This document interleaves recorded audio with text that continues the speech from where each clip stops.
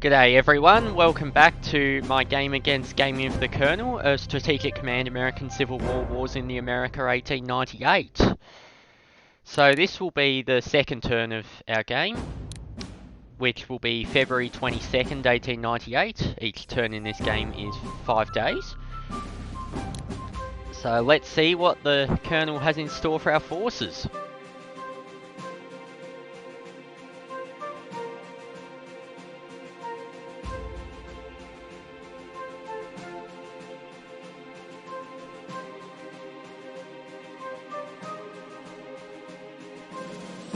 Yes, I would like to view the last turn replay.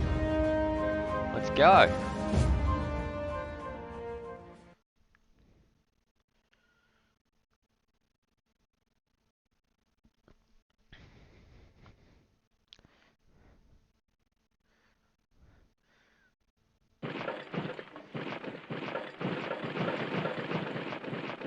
And there's the first of what will be many partisan uprisings in Cuba. Well, strictly speaking, not the first, but the first we've seen.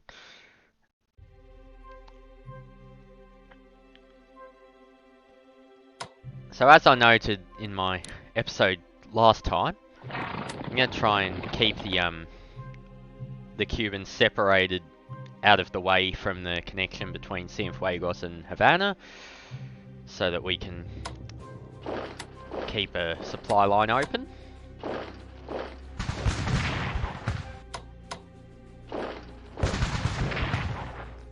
The partisan units themselves aren't especially strong, but if they're able to cut our supply, they'll weaken us considerably without the need to actually defeat us in battle.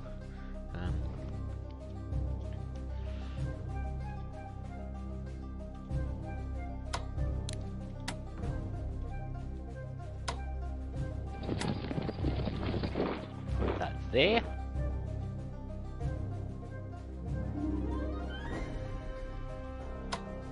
Put this one here.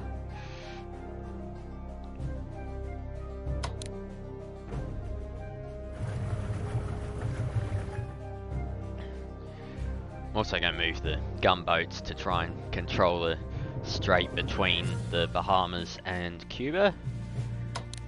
Ideally, I'll be able to catch an American transport or two in this area, particularly if he goes for Puerto Rico, which is one of the objectives.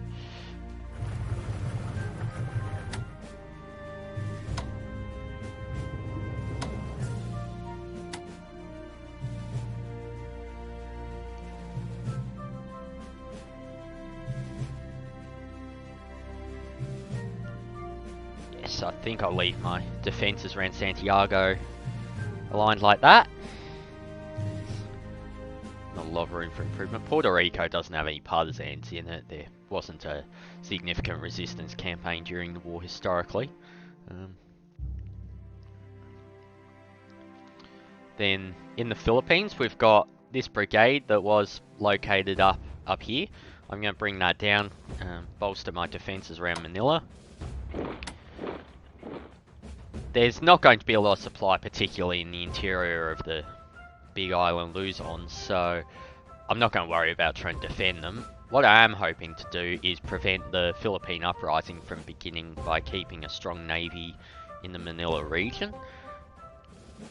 Of course, if that happens, then the way the Philippine Revolution works is once the partisans start spawning there, if they have at least 3 Philippine units within 5 hexes of Manila, which is to say very much anywhere near it, then we will lose 100 fighting spirit points per turn.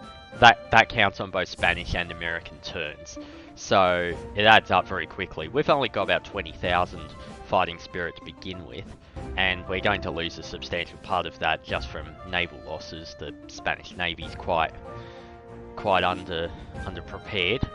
So the best way that I see to well, at least the way I'm going to try to do it in this game, is to prevent the Philippines from ever uprising. If I can do that and prevent him from gaining too much ground in Cuba, then we should be in with a good chance of victory in the campaign. There's another gunboat that was in Puerto Rico. The gunboats aren't worth anything as far as battles are concerned, but if I can hit a transport with one, then that'll be a significant victory. Might just move that there.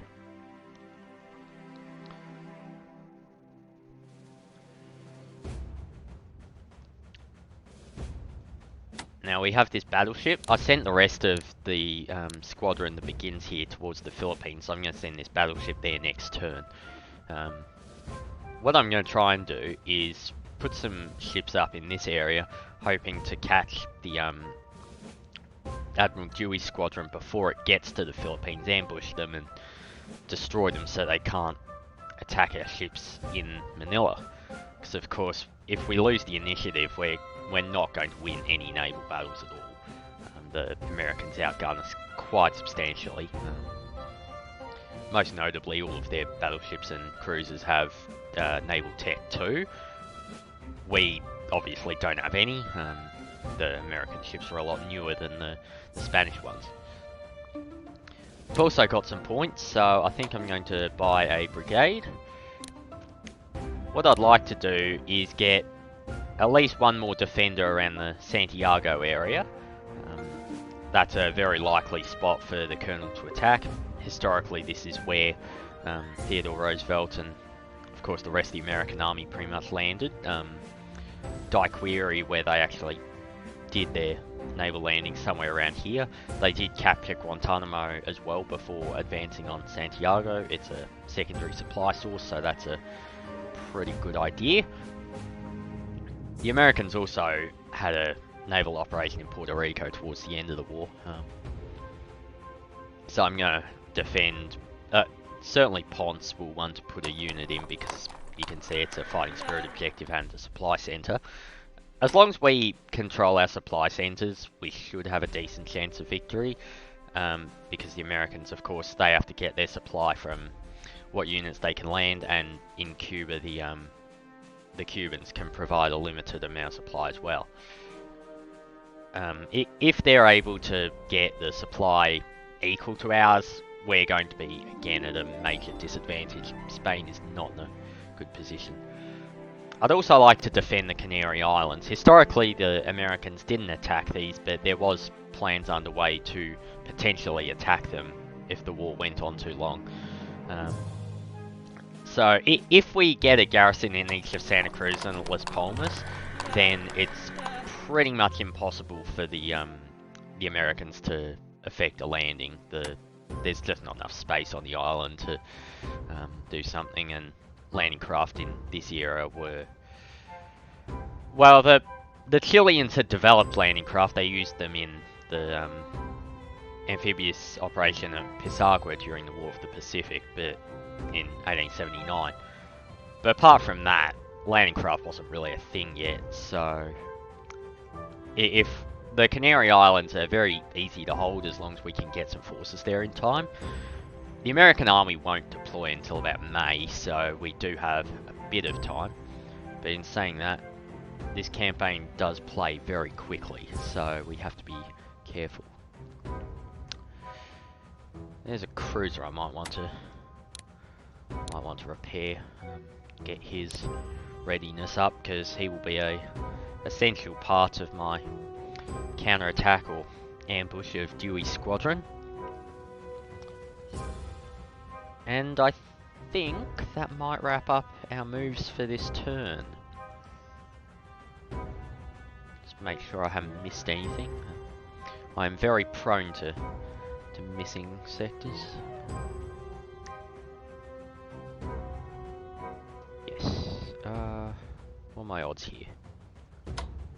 They are terrible. Alright then. That wraps up turn 2. I'll see you all in the next one. And until then, Colonel, it's your turn again.